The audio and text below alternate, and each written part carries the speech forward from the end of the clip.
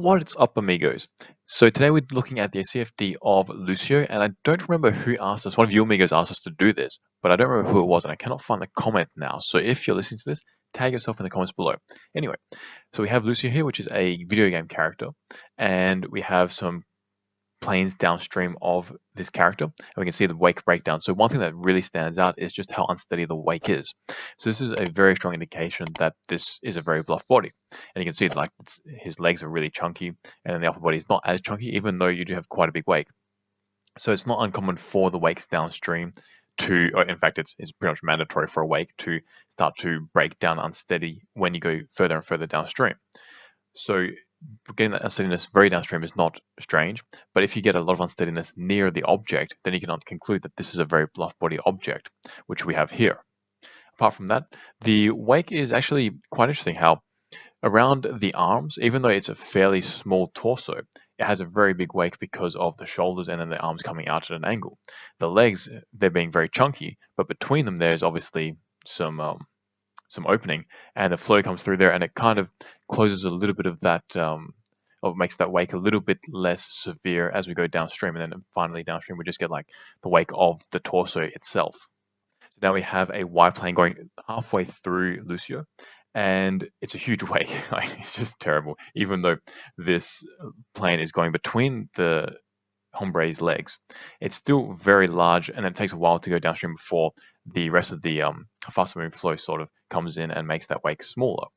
Interestingly, the wake really dies out in this leg region quicker than the upper body region, and that's probably due to a few factors, including from the head.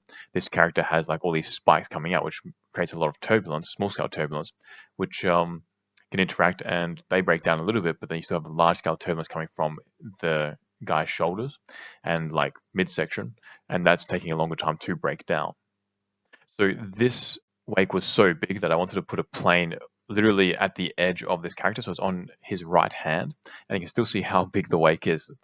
It's just incredibly big. Like, it's impressive that you can get something this bad in terms of aerodynamics, and it just dies out fairly quickly downstream because the structures that we're seeing here are more small scale than the larger scales coming from the main body, but it's still a very large wake, so there's a massive pressure drag. So we have a Z plane, which is just at this guy's feet, and it's really interesting because even though there's a gap between these 2 feet, the 2 feet together kind of act like just one big bluff body, and you can see that in terms of the unsteadiness. So you can see like one side has a bigger wake, and then in a split second the other side has the bigger wake. So there's this flip-flopping going on, which you get from bluff bodies. So even though there is a gap between the two, they're somehow interacting with each other and forming the wake that you get from just a single object.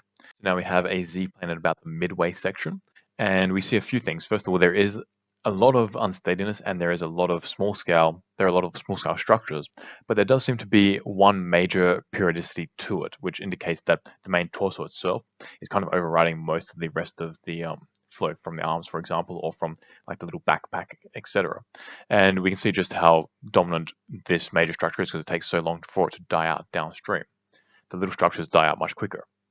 And finally, we have a Z plane right at the top of this guy's head, and you know how he had like all these spikes coming out. I wanted to see just how unaerodynamic they were, because you might think that the flow can like zigzag in between them, but here it shows that it's just very wakey still. Like, even though you have six spikes coming out, the cross-sectional area of these is very large, this section. So this just creates a very big wake still, although it does die out quite quickly, which indicates that these structures are quite small scale, and it does make sense because these are very small in diameter.